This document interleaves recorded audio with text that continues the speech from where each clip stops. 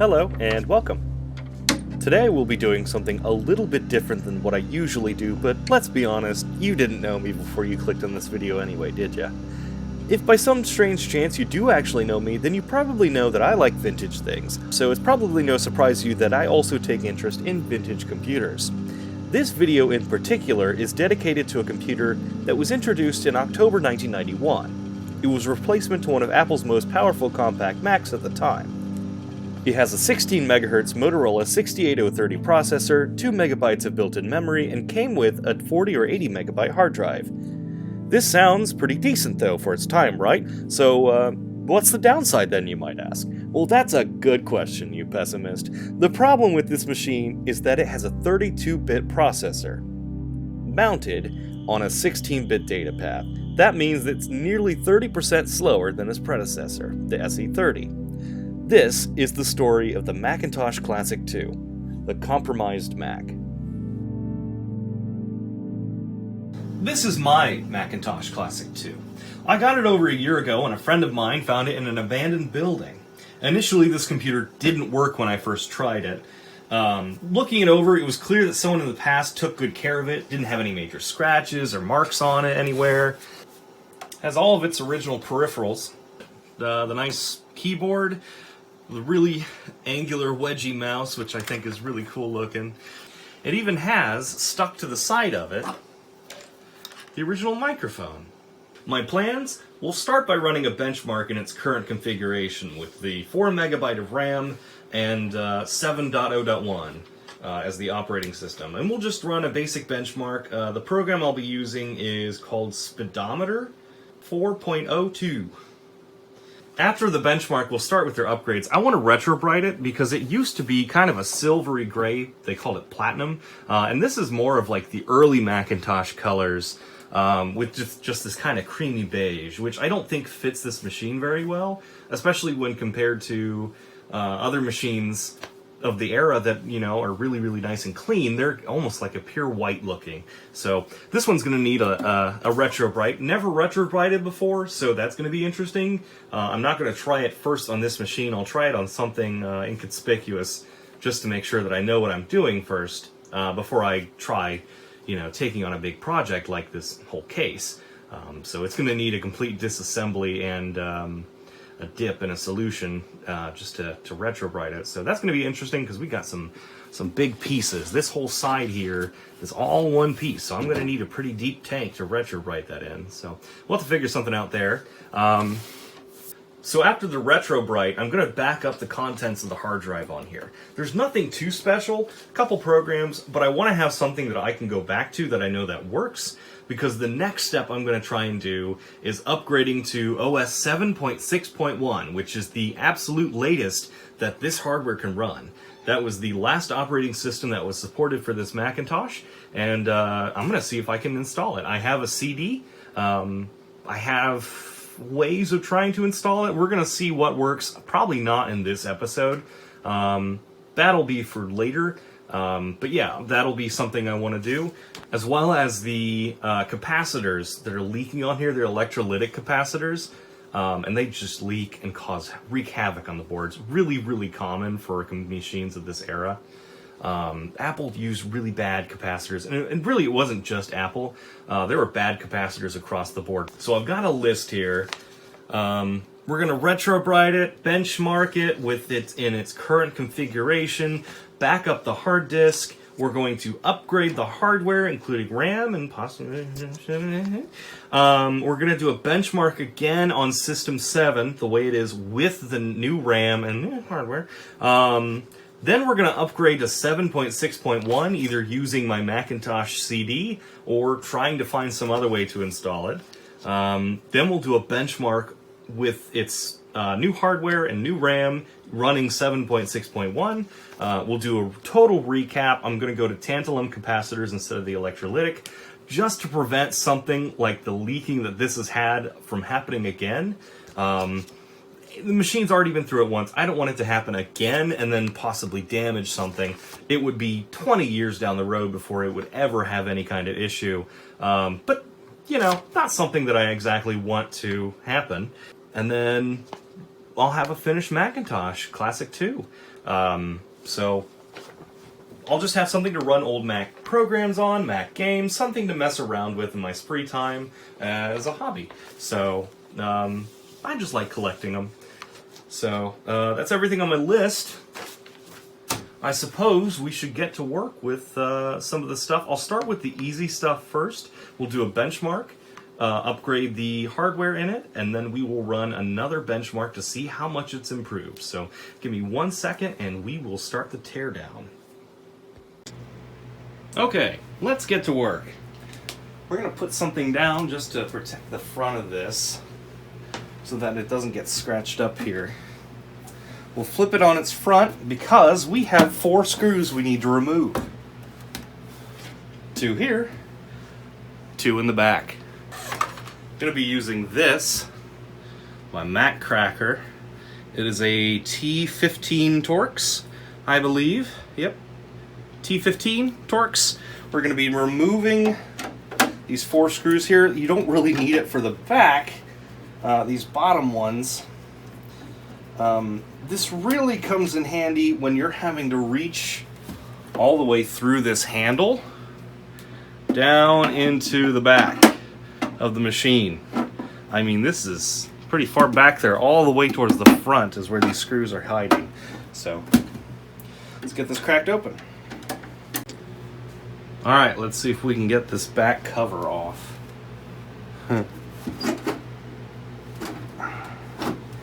These are tricky. Oh, jeez. Oh, there it goes. Okay. 2 corners. And off we come. Hey, look at that. All right. Okay, we have the back open. We have original hard drive, original CRT picture tube, and down here, the motherboard. So we got to disconnect that real quick and then we'll be able to get access to the motherboard and see what ugly secrets are hiding on it. Alright, and just like that, our motherboard is out. Let's take a look at what we have here. We have SCSI Floppy, our proprietary expansion port, our 2 sticks of RAM, 2 ROM chips, main power, and a battery. Let's take a look at this. Looks like it hasn't leaked, and I don't believe it has. Look at that. This is inorganic lithium battery. 3.6 volt, SL150, whatever. There's the original date on it, 07 of 92, so original battery. Pretty neat. That's not going back in. Those have a tendency to leak, explode, do lots of funny things that you don't want them to do. So we're not going to put that one back in. But this is our motherboard here. Let's pop these RAM sticks out, see how big these are. I'm thinking these are just 2 megabyte sticks. These are the chips here. I don't know if you can get whatever information you want off them. Just your regular 32-bin. Excuse you. Yeah, just your regular 32-bin or 32-pin SODIMM RAM, whatever you want to call it. So that's that. So let's do a little upgrade. These can support a maximum of 10 megabyte of RAM, 2 megabyte on board, another 8 in sticks. These are Toshiba RAM sticks. Now you have to be careful to get RAM that is less than 100 nanosecond, I believe.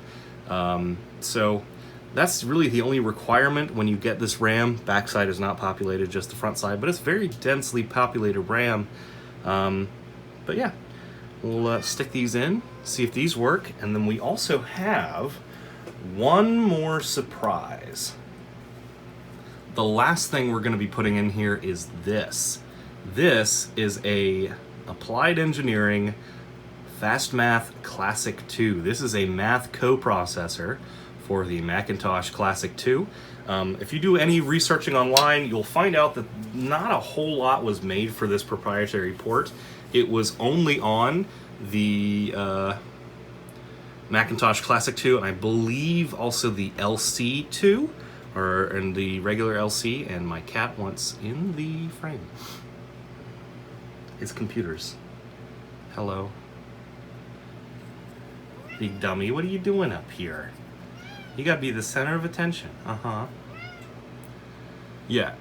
So not a whole lot was made for this proprietary port, but this math coprocessor, as well as I believe something from Sonnet, which was basically the same thing, just this same chip, the 68882, which is the math coprocessor for the 68030 that's on this motherboard.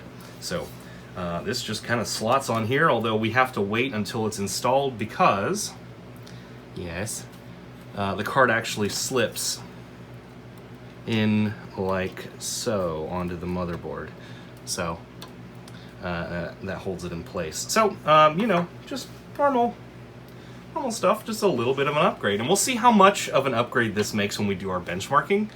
We already saw how much it performed, or how well it performed, when we did the first benchmark on 7.0.1 without anything. So we're going to be doing benchmarking again with 7.0.1 with our new RAM.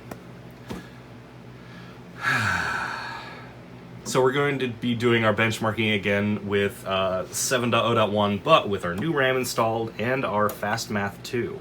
Oh, and one more thing. We have one more little box here.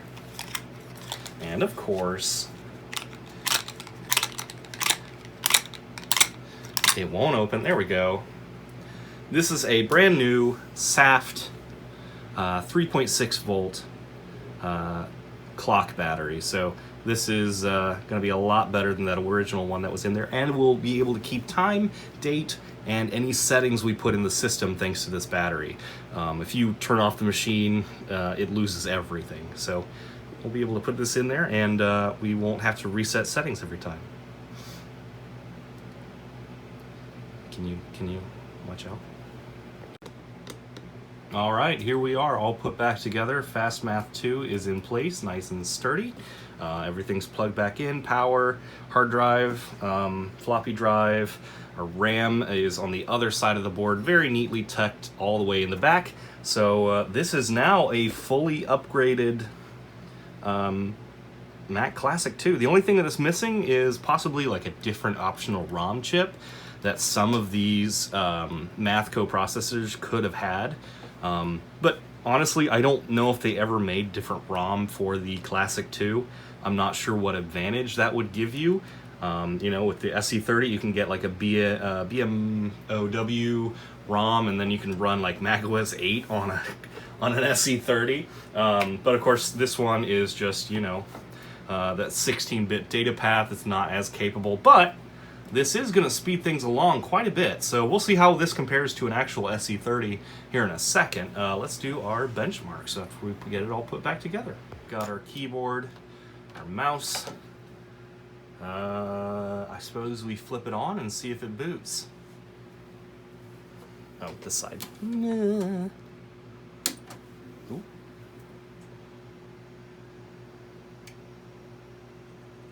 All right.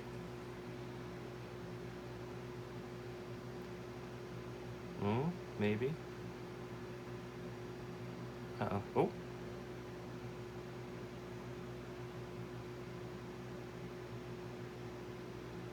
Hey, look at that. We have a cursor and a happy Mac. Look at that. All right, let me adjust the camera so you can see. All right, here we are, Macintosh 7.0.1. Pretty speedy. Let's see, total memory 10,240K. So yeah, it sees the whole 10 megabyte of RAM. Awesome. Look at that, so much more room here now. All right, let's see if we can adjust some settings and get this to maybe run a little bit better. I have a very talkative cat. Available built-in memory, 10 megabyte. Look at that. Look at that. 32-bit addressing. Let's turn that on. Of course, it's got to restart. And I have a cat again in the way. So let's see if we can, I don't know.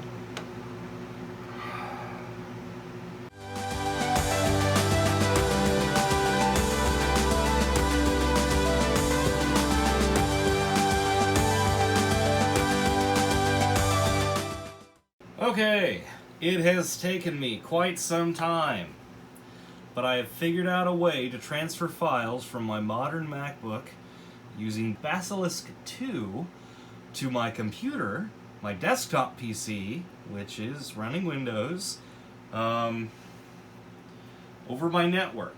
Then to a USB floppy drive using a program called MacDisk so that I can use and read HFS file or formatted floppy disks, transfer everything over to it, and then eventually get it onto this Mac using a floppy disk drive. Yay! I also have a zip disk drive, so any large programs I can do that as well. I just have to dig my SCSI zip disk drive out. But for right now, we can do our speed benchmark using speedometer 4.02 with just the floppy disk drive. That's fine. So I've got the program copied over onto my hard drive here. We will open this up. Hey look, it's a Macintosh like mine. Okay, let's see. We can do a full test here. Okay. And that. Okay. All right, let's see what happens.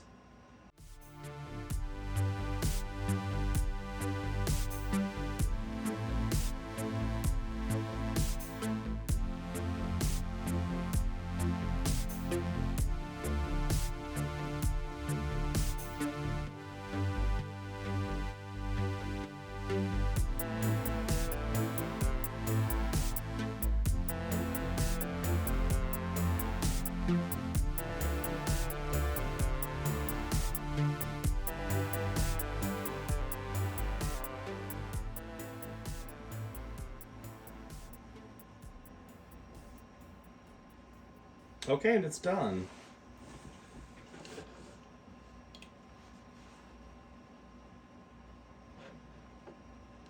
Yeah, I didn't do any color benchmarks because there is no color. A few benchmarks. Okay. All this good stuff. Okay. Very good, very good. So these numbers here, ratio, are all compared to a Quadra 605. And I'm not sure what the Quadra 605 specs are, but I'll have to put that on the screen here. But yeah, that's what we're comparing this to. So I guess compared to a Quadra 605, this is about a half to like a fifth of the machine. So, not great, you know, but it is what it is. But look at that math score compared to the 605. Look at that. That's the big number there. That's that math coprocessor.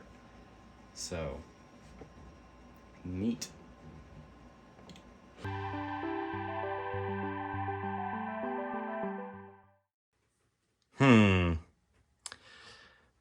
It's been a little while since I filmed something.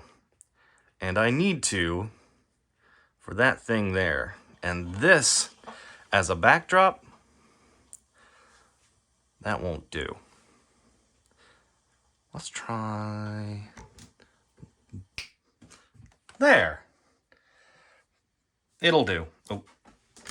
Yeah. It'll do.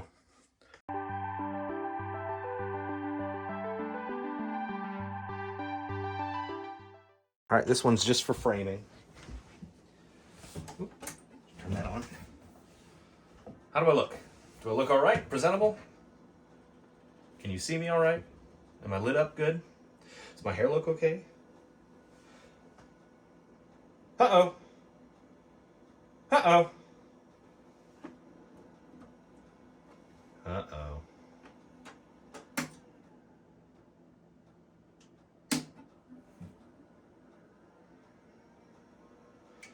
Uh-oh. Damn.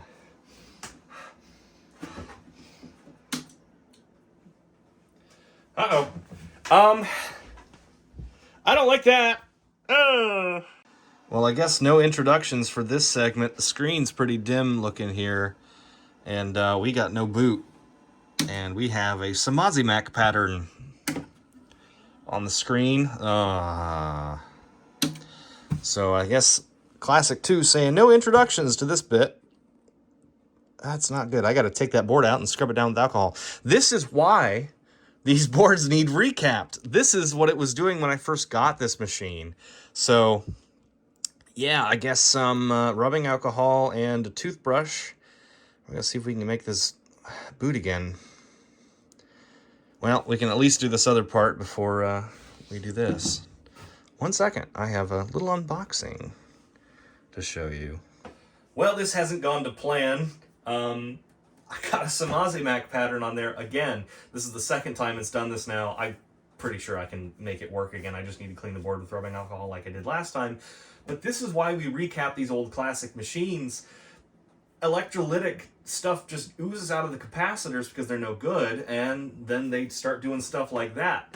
So what should have been a test just to see if I was in frame ended up with me finding out that this needs another board clean. But the plan still stands for this computer. We have to install 7.6.1, which is the latest supported operating system, onto this computer. And we're going to be doing that not from this CD, because in order to do that, you have to be able to get a CD onto here. It won't fit in the front. No, actually, it's from this. I ordered this on eBay. There's a guy on there, and I'm sure with this, I have everything that I'd need to make floppy diskettes, and I can even find the diskettes online. But I can't make them. I have Windows 10 running on a computer back there, and my other computer is a 2015 MacBook Air running the latest versions of Mac OS. I have no way to read this disk on my Mac or my PC back behind me, or my Macintosh computer in there. Everything is too new. It won't read that disk, and so I have no way of making diskettes from the official thing. And also, I have no way of running any programs to be able to uncompress the files that are needed to make these floppy disk drives, and then I can't write them because I have nothing that will write them. So, that's why I ordered these. Now, these were not exactly cheap. They were a little bit expensive. It was like $60, but I did get like 20 diskettes that I don't have to go around swapping because I don't have 20 of my own. So I don't have to go around swapping and rewriting disks as I'm installing them, and I'll use these a couple times. So I will never have to erase these. I can just hold on to them in case I get something in the future that can also run 7.6.1, but I don't have a CD-ROM drive yet that I can hook up to them. I can't use a zip disk because I can't use a zip disk because zip disks are too small and they won't hold the full contents of this CD. So I'm kind of stuck with these. So let's open this up. All right, like I said, I ordered these on eBay. I blotted everything out so you can't follow me, you weird, creepy people. I think it's funny. Warning, magnetic media, do not X-ray. So let's pop this thing open and we'll take a look at what it's like inside. Maybe. Oh, Jesus. Will it rip this way? I think it will. Hey, look at that. So yeah, we have some Sony branded discs, which I'm not surprised. I mean, he made them himself. But what's really nice is if I can pop this guy open. What's really nice, oh, they're even taped together in the middle here. If I pop these out, oh, they're black. Interesting. Look at that. So these are still those, oh no, these are AT&T in Sony boxes. What in the world? Anyway, he must have some sort of label printer because these are all labeled. Disk 12, disk 13, disk 14, disk 15, all the way up to... how many disks are there? Disk 19. Disk 19. I have 19 of these things to go through on an install. And then I have 4 more. This is the 7.6.1 update. So this is just version 7.6 here. So, yeah, we have a little work ahead of us. But again, like I said, I have another computer that I'm going to end up being, these are going to be used for. So it's not a complete waste. Not only that, but if I do end up, you know, finding a way to hook up a CD-ROM to these old computers, I can still reuse these old drives or these old discs, but I really don't think I'll do that because it's nice to have these. I mean, they look really, really nice. So, yeah, there's those. Inside of here, we should have... yeah, me first. So this is your start ROM, or your start disk, and then installer utilities, install disk 1, all the way up to install disk 11. So we have some disks to go through on this install. So I've never installed an operating system from a floppy disk, period. So that'll also be interesting. I'm used to old Windows stuff, not old Mac, but I've never had to do it on a PC either with Windows 98 or Windows 95. So we'll see how that goes. So that's my little unboxing, I guess. These nice little diskettes that I can hold on to. I have a tangible copy now that I can't erase. So, cool. I have the board out, and I'm going to be honest with you. I don't immediately see anything alarming. But I'll have to keep looking. Maybe if I take out these RAM sticks.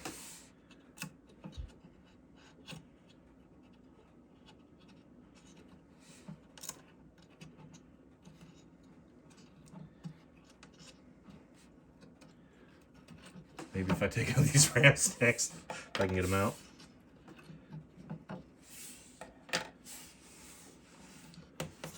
Yeah, there's capacitors up there, there's capacitors around here, there's capacitors over here, there's capacitors in the middle here. I mean, there's stuff all over the board. I don't see anything immediately wrong with it. All right. I think I see it. Do you see up there? All that corrosion? I don't see it coming out of any specific capacitor, but it doesn't exactly look great, so I guess that's where I'm going to start. I'm going to scrub around all of them, I guess. That's what I'm going to have to do. See what happens. Wish me luck. Time to scrub. So... take this out too. Let's see what happens, I suppose. I'm just gonna go around everything. That's all I know what to do. All right. Wish me luck. Start up here.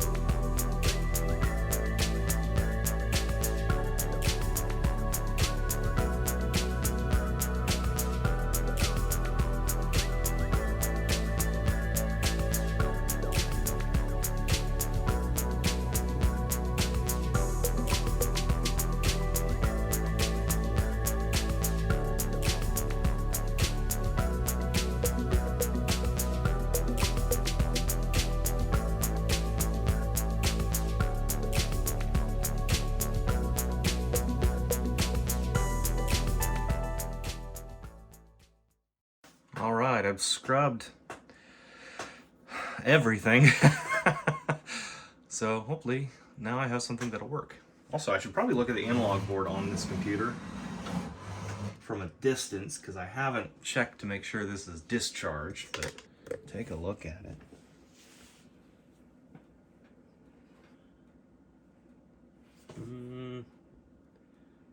don't see anything out of the ordinary there. I really don't see any capacitors that look bad. Even the big ones. I mean, nothing is bulging or swollen. Everything looks good on there. I don't think that's where our problem's at. I'm fairly confident that's on our motherboard. So I'm gonna dry this with a hairdryer and see what happens. I'll also reseat the ROMs. It's cleaned and put back in. We'll see if I have a computer.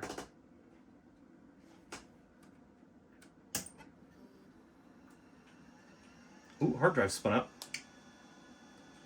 Oh.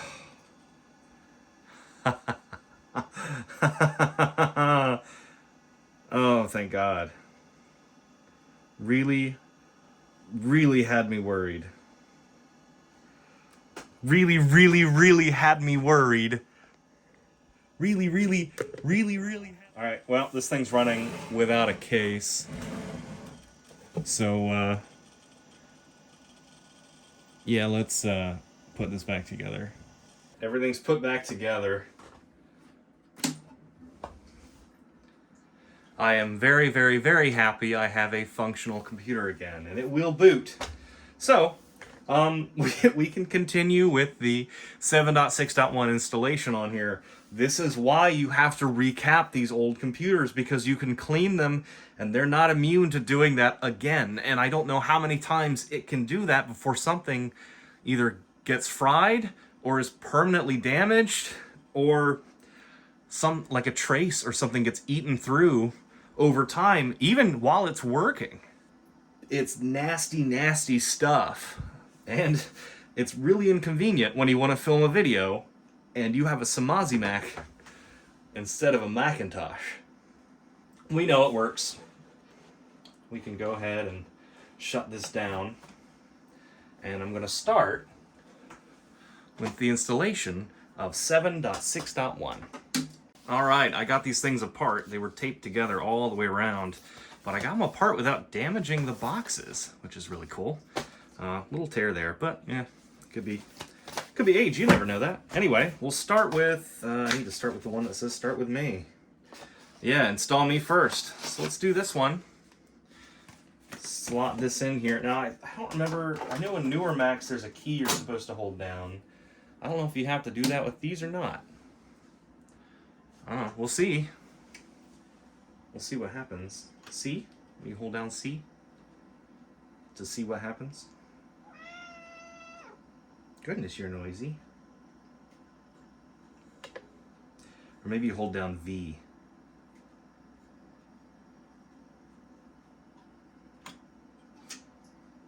Ooh. Hey, floppy drive noises. Let's get you in here so you can see.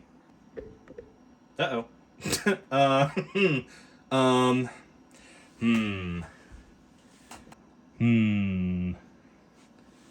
Maybe I need to start with installer utilities? Or maybe not install disk 1. You'd think if it says start with me, you start with that one. Oh, I need to eject that. How do I eject you? V? No, it's delete. This is all new to me. I don't know what to do.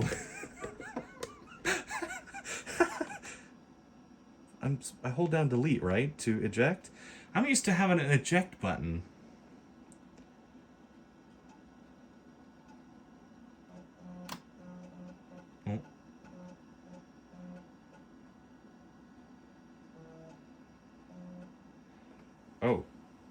Oh, yeah, okay. Alright, this time I put installer utilities on there. Will it run from this? Nope, didn't like that one.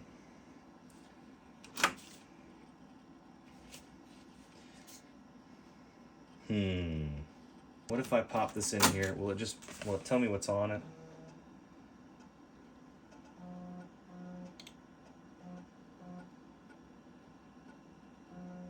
Installer utilities.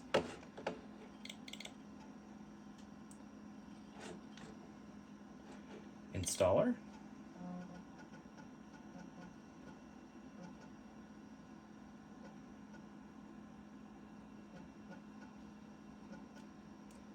Install MacLink Plus, and install QuickDraw, remote access client. Are these things I want? I don't know. Let's just see where this takes us.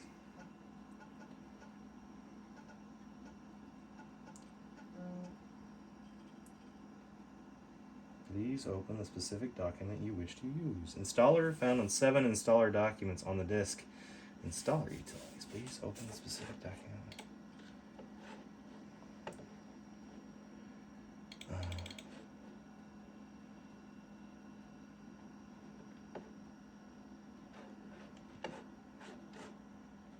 Oh, okay. Drive setup?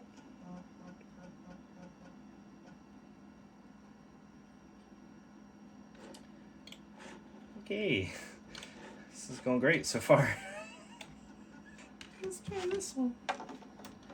Maybe I need to install this onto the disk?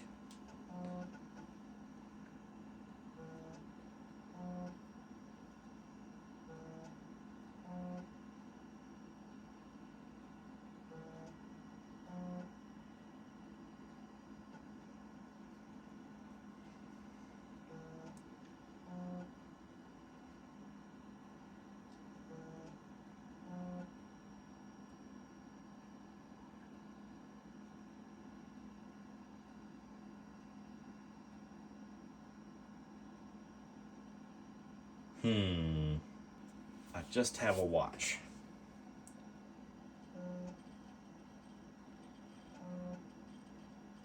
Oh. Okay. Alright. Let's see. Actually. Ooh, that's the system. So you would think it would be able to boot from this since it's a bootable disk. It looks like. But maybe not. Maybe this is something different than it's not expecting.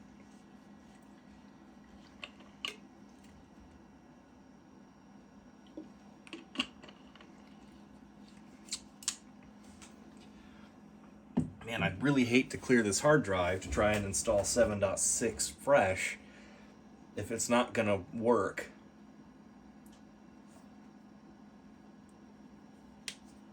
It acts like it can't even see anything in this file. Okay.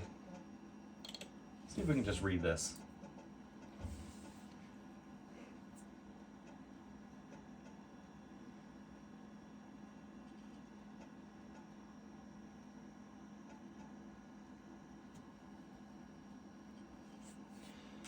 This document describes how to install macOS 7.6. I won't make you sit through this. I'm going to read this real quick.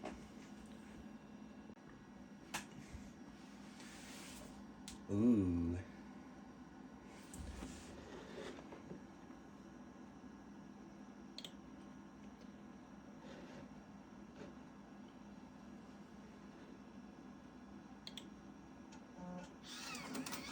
Disk Tools 1. Okay. Install Disk 1. Disk Tools 1? Where's that? Installer utilities, install Disk 1, install Disk 2. I don't have a Disk Tools 1. Installer utilities?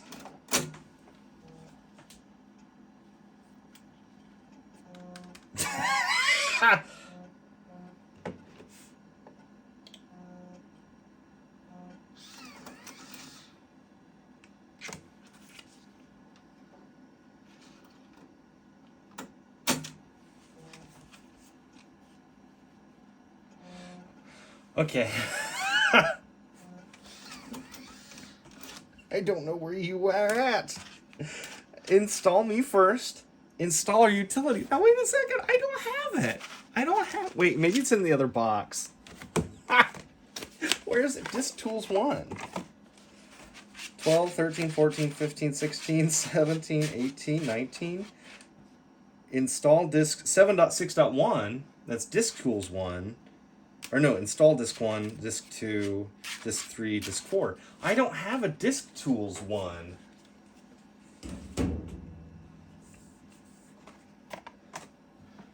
I just have installer utilities and install disk 1.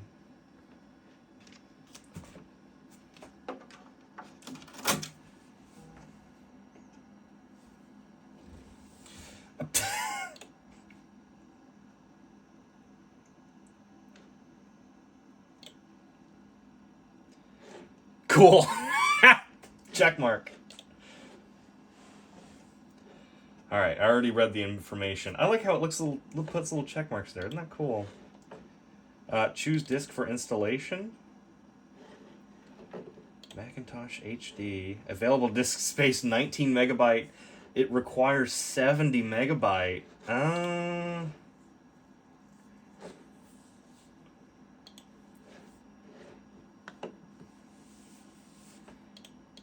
Sure, we'll do all of these. Start. It's gonna say I don't have enough room. I have to clear this drive. I don't even know how big this drive is. I might have to, yeah.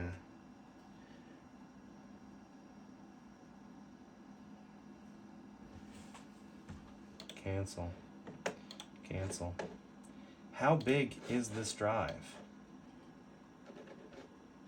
I have 19 megabyte in the disk. 19. Well, here, I'll just do.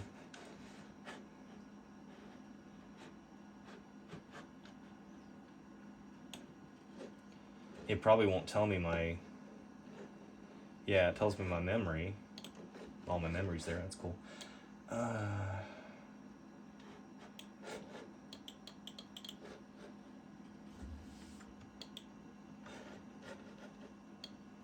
Properties.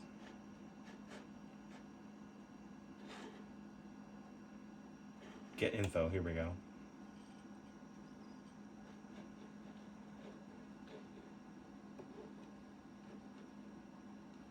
$19.3 megabyte on disk. 20,000.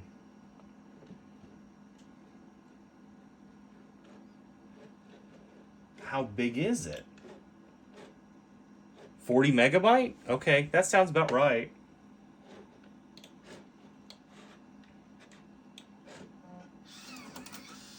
Okay, well here, why don't I do this? I'll leave this in. I'll open my... I'm going to try running in 32-bit addressing, because I think that has to be on in order to get 7.6 to even run. So I'm going to turn that on. I've read that somewhere.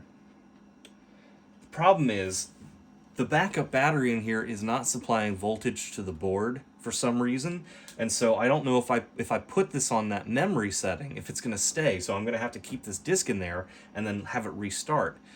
I'm also afraid that it won't, like if it has to restart. Well, as long as it has power, it shouldn't. I can't shut the computer off for whatever reason. It always has to have power, because as soon as I do that, 32-bit addressing is going to be off. So let's just turn that on. Okay. Okay. Okay. All right, and it's gonna, let's do a restart.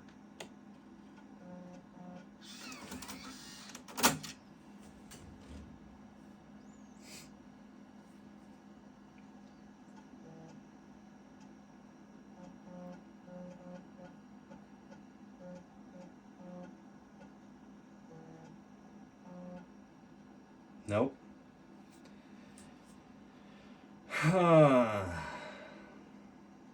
I'm going to do a little troubleshooting and see if I can figure out why this doesn't want to boot from there. Give me 1 second. I have taken the math coprocessor out. Will this do anything? I don't know. Maybe. We'll find out.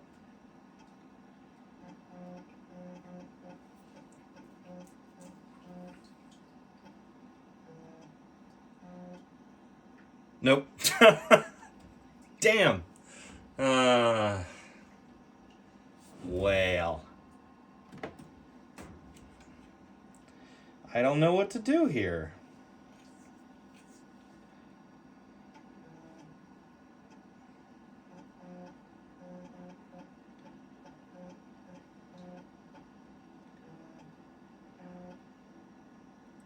Yeah, I don't know. I don't know what to do here. I'm stuck.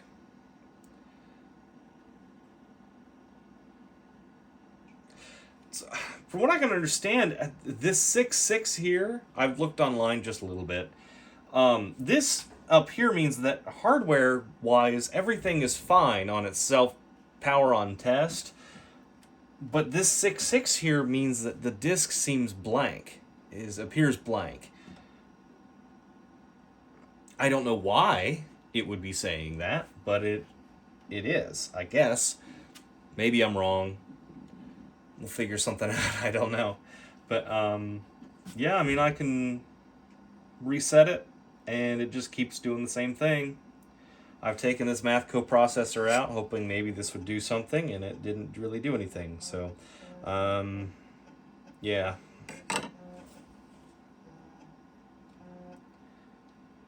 Huh. All right. Not a great start, to be honest with you.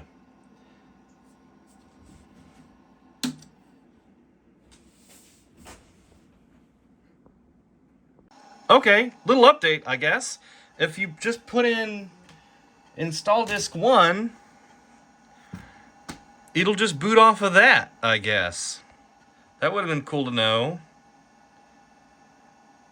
before now. Man, is this gonna sync up to the refresh rate? Uh-oh. Oh, there it goes. Okay. Not very well. I wonder if it's trying to sync up with my ceiling light and this at the same time.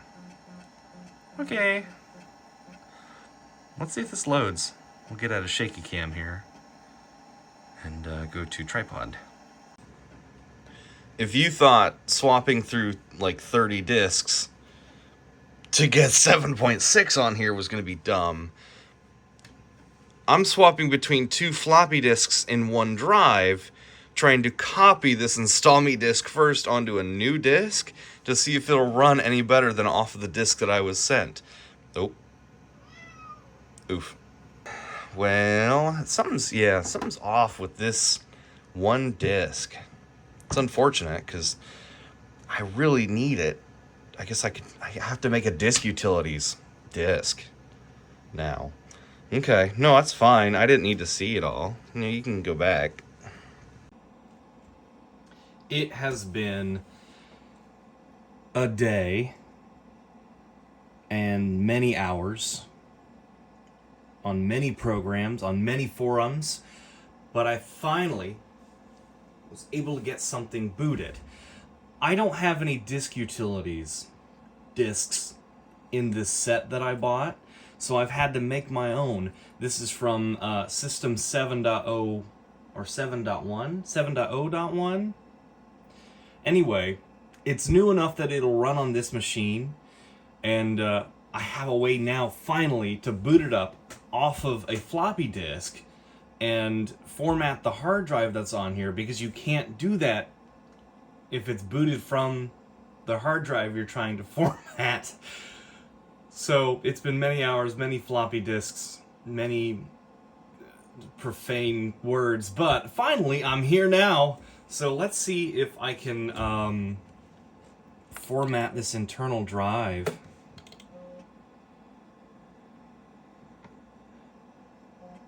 Oh.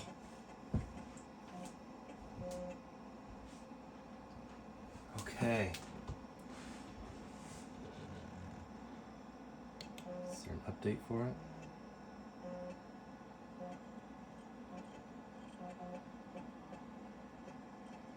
A. Okay.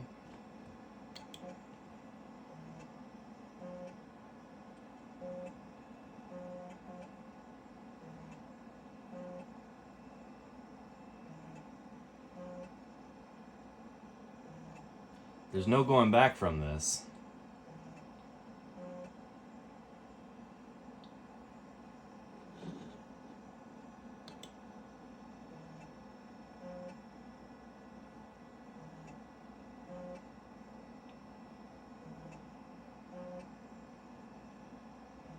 This has to work.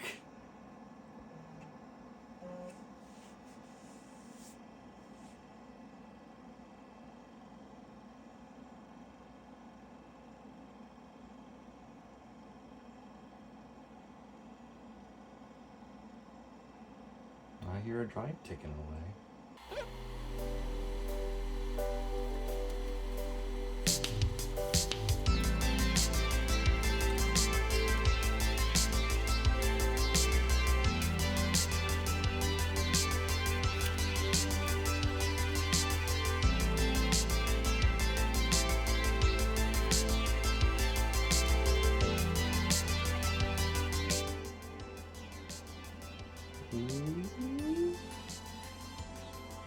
Did it work?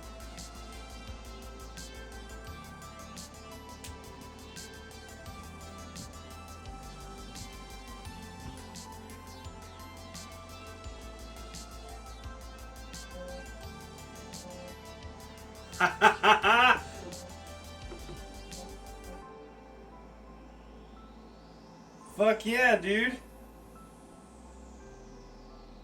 So this disk should be blank now. So I can now finally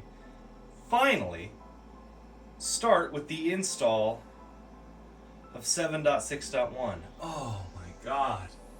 This is taking way too long. I don't want to do this again to my... I've got a PowerBook 180C. I've got to do this exact same thing to it. Oh god. Alright.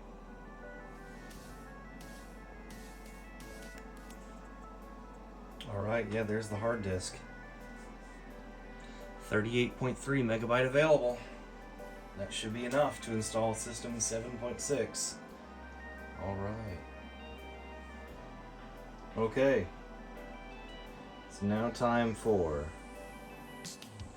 install disk 1. I'm gonna pop this in here.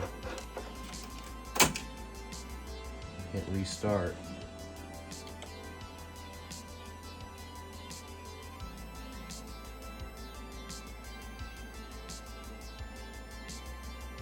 I should now have room to do a full install of 7.6.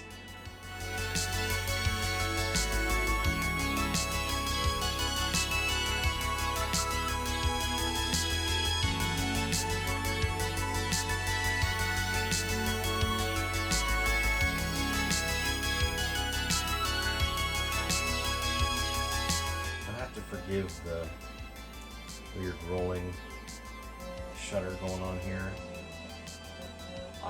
My phone doesn't want to sync up to it. My brand new iPhone 13 Pro Max is having more trouble syncing up to this screen than my iPhone 8 did for some reason. I can't do the full 4K 60 because it gets real bad. I have to do 4K 30.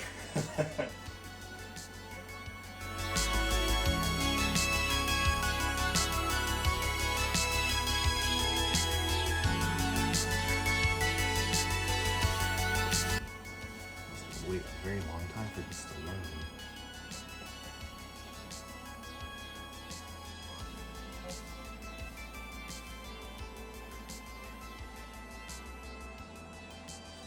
Cool. All right. Continue.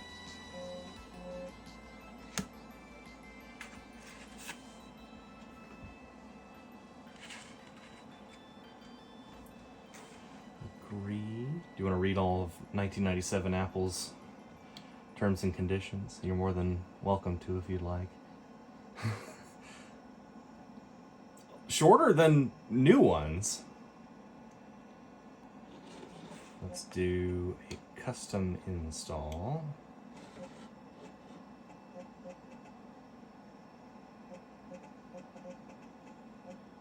Just gotta think about that. What are options? Oh, okay.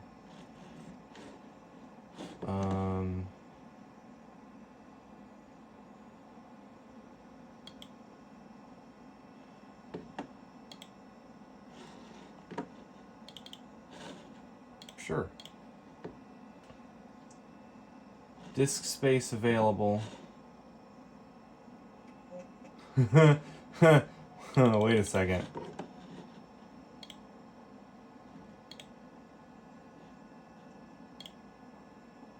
Oh, okay. 39. Oh, we're over. We're already over.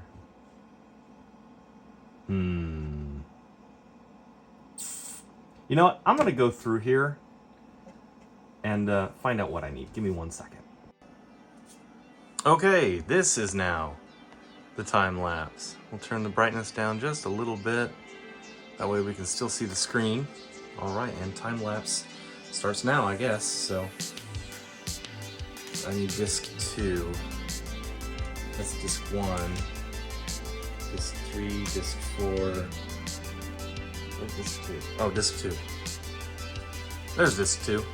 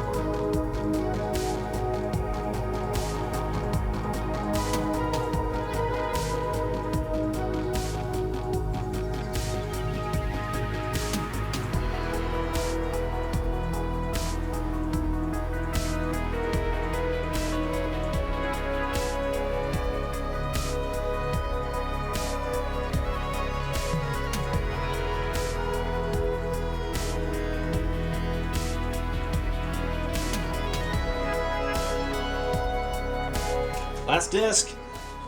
Last disc. These don't count. These are the 7.6.1 updaters. These don't count.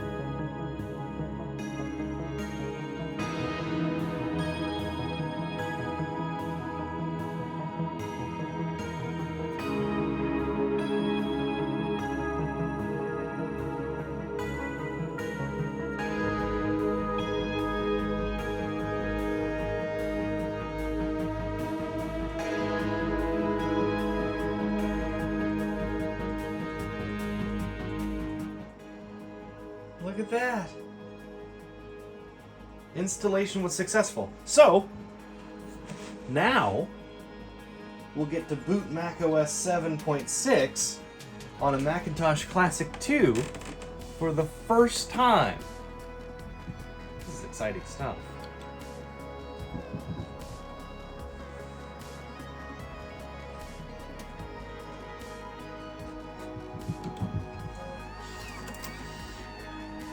Pop a little discount? Alright.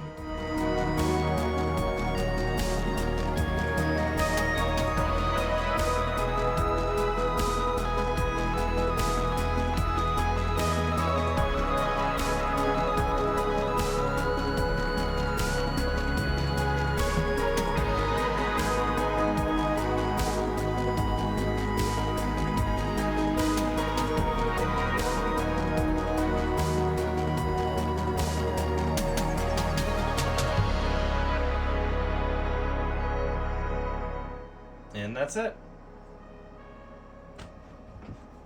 Hard drive's done clicking away. About this computer. Look at that. It has taken a very long time to get to this point. There it is. System software 7.6.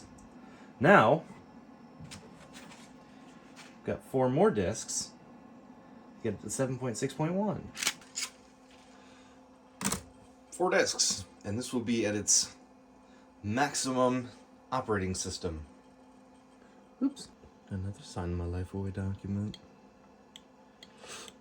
Permanent uses or permitted uses and restrictions, limited warranty on media, disclaimer of warranty in Apple software, limitation of liability, export law, government end users, controlling law and severability, complete agreement. Oh my god. It's gonna ask me, what disc do you want to put this on? The hard one. Install. How much room is this gonna take up?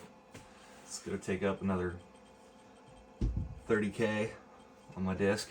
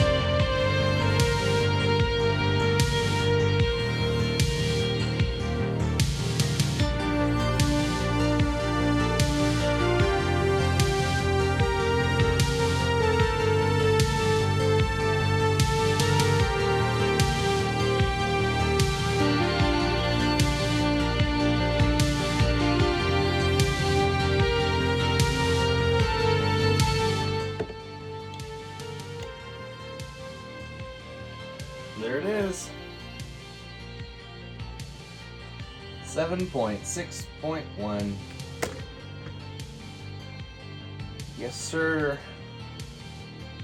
Very happy about that. Finally. This has been a long time coming. And there it is. Cool. Well, I guess the last thing that we have to do,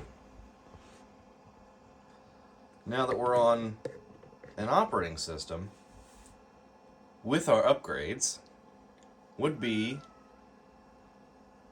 run MacBench again, speedometer, and see how much of a difference having this large of an operating system on this old of a computer with a 32 or a 16-bit data path. See how much that affects things, and see if that math coprocessor, I guess, helps at all when it comes to just piddle farting around on the operating system. All right, you remember how I was like, oh, I've never had to replace the gears in this floppy eject mechanism, so there's probably nothing wrong with it. Probably just like an updated design or something. They don't break. And I was all confident and, it's probably fine.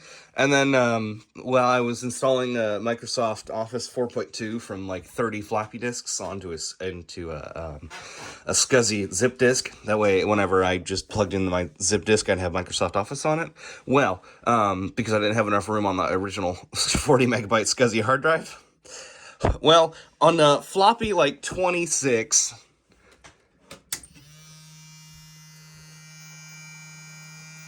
it broke.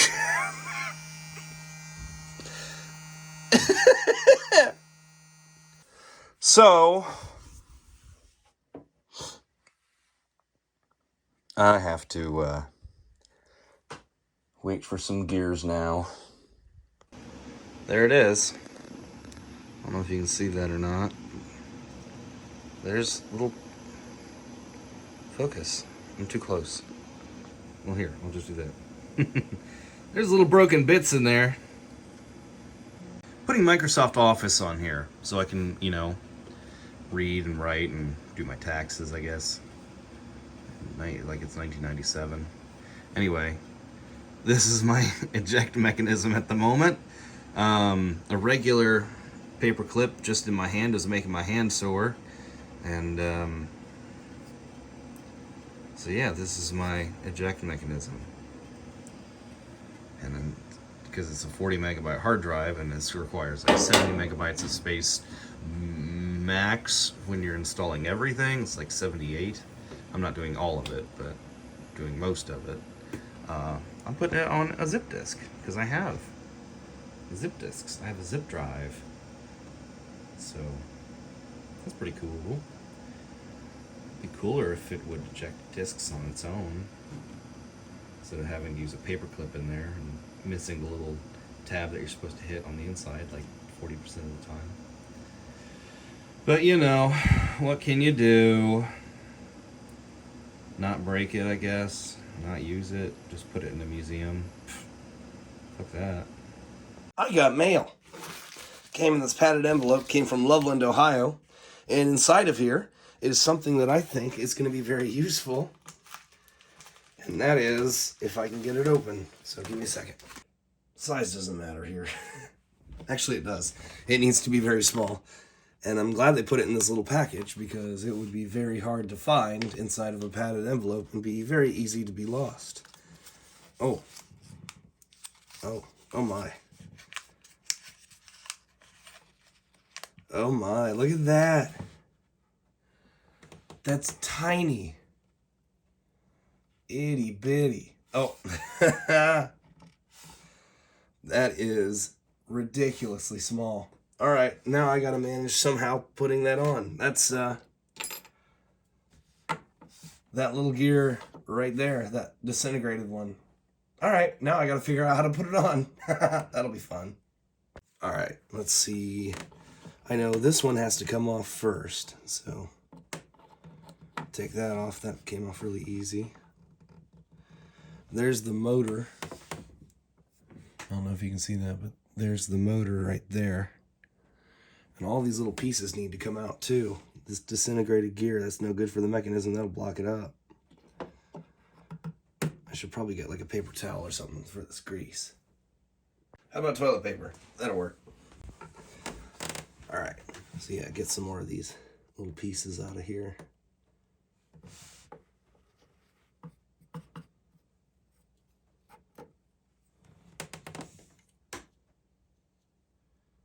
That was easy. All right. All right. There it is. That spins freely. That needs to go there. When we put it back together, it has to face out. That's important, I guess. See if this one here will come off. Yeah, there it goes. I'm glad this isn't press fit.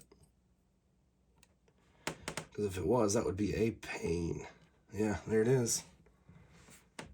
Let's get this new one in here. And this gear here. Oh, there's a little piece of plastic on it. Get that off there.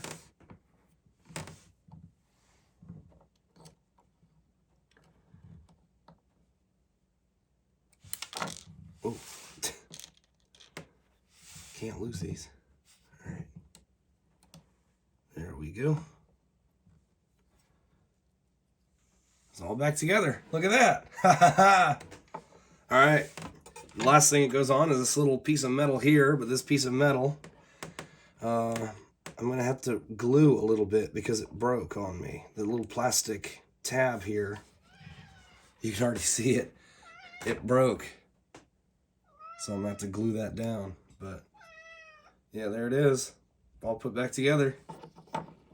How cool is that? I'm going to have a working eject mechanism again. Put it all back together, even screwed the back on, and then I remembered, oh crap, I forgot the coprocessor. Whoops. All right, we're all put back together. Take your bets. Will it run? It should. Really, I should put something in the zip disk drive, because if I don't, then it won't read that it's there.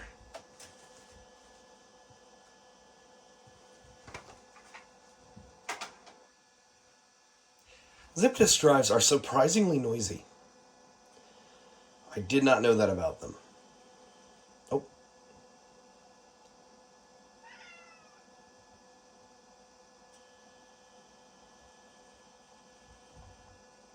Hey. Mac OS.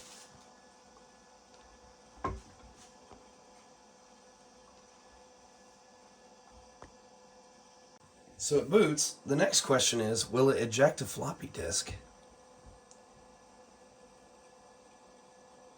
Alright, are you nervous?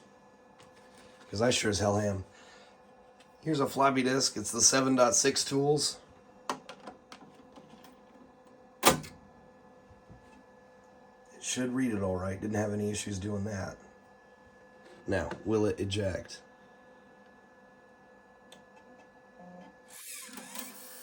Ah, yes! Ha ha ha!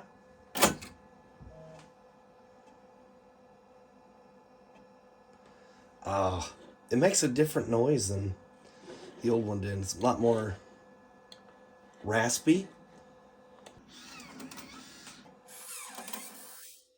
Yeah, but so am I right now, so who cares? It ejects. It works. That's incredible. All right. I almost forgot. We need to see how this performs now that I've done all this work to it, including the operating system, which I have a feeling is going to be slowing down this machine quite a bit. You ready?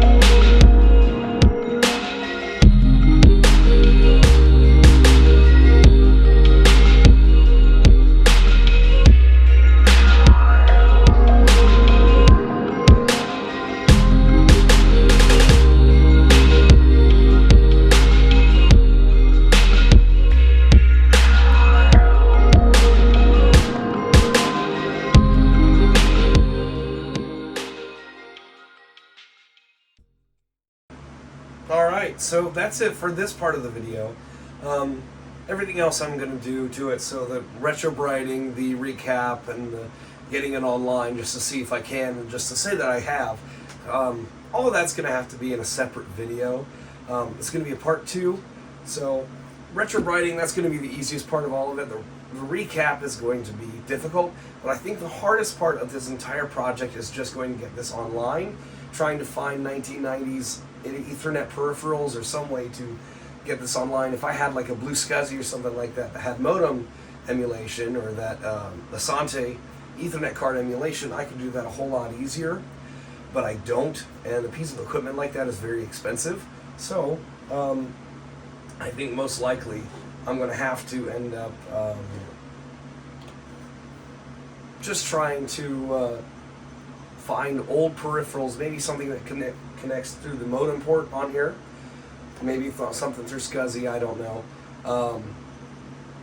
But finding some way of getting this thing online that's maybe not as common and maybe not as overpriced as some of the other options. Man, this thing's slow. I know there are some parts of this video that were a little bit long, and I'm still new to the YouTube thing as far as old Macintoshes, and I'm sure there are some parts of this video where you were yelling at your screen saying, no, you hold down the mouse button to eject the disk that's still in it. I didn't think of that until later. But, yeah, I'm here now with the 7.6.1 installation. I have a way of getting things on and off of it. I've found out how to write floppy disks images on my Windows 10 computer just natively with a program. I've found how to emulate a Macintosh on Basilisk 2 and be able to open and install programs onto these zip disks on that computer, and then be able to just open them instead of having to sit through an installation on the real thing. So I've learned quite a lot in this process, especially over the last just week, where I've really tried to put this video together. So if you enjoyed this video, please let me know. I'd love to do something like this full-time as my full-time job. I have a couple more things that need to do with this. I have a couple more machines. I have a Macintosh SCSI CD+. I also have a PowerBook 180C. Both of those need a recap on them. Both of those need a restoration on them. The 180C needs it more than the SCSI Plus, but the SCSI Plus has a whole lot more hardware issues than the 180C does. So we're also going to be putting 7.6.1 on that 180C and seeing what I can do with it, getting that online as well. So that's something you can look forward to in the future. And maybe in the future, I'll have my voice back too. So thank you again for watching this video. If you enjoyed it, please subscribe. Expect to see more content like this in the future. And hopefully, within maybe the next 6 months or so, I'll have another video on this machine showing you how I got it online. But if I'm being honest, it'll probably be longer than 6 months. 6 months is a long time, I know, but I'm just doing this off and on in the background, part-time, while I have a real full-time job that pays my bills. But, you know, if I'm able to do something like this full-time, I could devote myself to this full-time. But I can't do that unless you continue to watch and subscribe.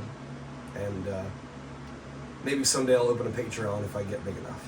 So, thank you for watching this video. And I expect to see you all relatively soon. Bye.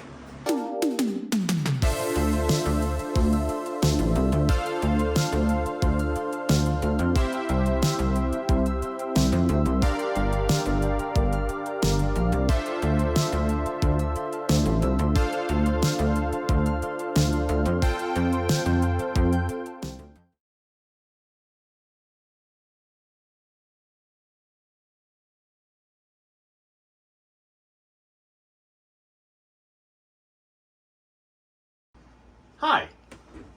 This is a little bit of a post-credits note. This video has taken a very long time to produce, simply because I have been dealing with trying to transfer information onto this computer, which is not easy to do. And also, I've been having some technical difficulties as far as it comes to cameras. What you're currently watching me now on is an iPhone 13 Pro Max, which I just got this last Saturday, and loving it so far. I jumped from an iPhone 8 that I've had since like my junior year of high school to this. So yeah, I'm loving this.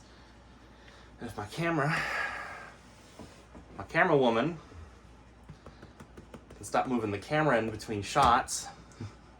So yeah, that's what's been going on in my personal life. I really didn't want to film on an iPhone SE, which is the phone that I'd been borrowing. It's an old phone. I think 2 new phones in that. They've had 2 new phones in the time that they've had the iPhone SE. So yeah, it's a little outdated, and I really didn't feel like filming on the iPhone SE. So because it would have looked something like this. Which, I suppose, I didn't realize the SE, the first generation, could film in 4K 30. I don't know how good it looks on the end, but now that I know that, I probably could have been, I guess I still only had like 1 gig of free space on there because it was a 16 gigabyte model, and constantly I didn't have enough room for like photos for my work schedule, so I guess that really wasn't going to work, but yeah, it's a better camera than I thought, but I don't know, maybe it's not actually 4K 30, it's just encoded 4K 30, so we'll see. But yeah, obviously the iPhone 13 Pro Max is going to be a little bit better than that, gives me more camera angles to work with than the SE here, but yeah. So, yeah, I didn't think it was a good idea to do that, and I was going to wait till I got a new phone, which took a couple months, and then I had personal things that I was dealing with myself. So, yeah, thank you for watching this, and if you really enjoyed this video and want to see more content like this, please make sure to subscribe and to hit the thumbs up, because that does tell me that you enjoyed watching this video. If you have something that you'd like to tell me in the comments down below, you can absolutely do that. I read through every single one of them because there aren't, a ton of them. So, thank you for watching, and you all have a beautiful day.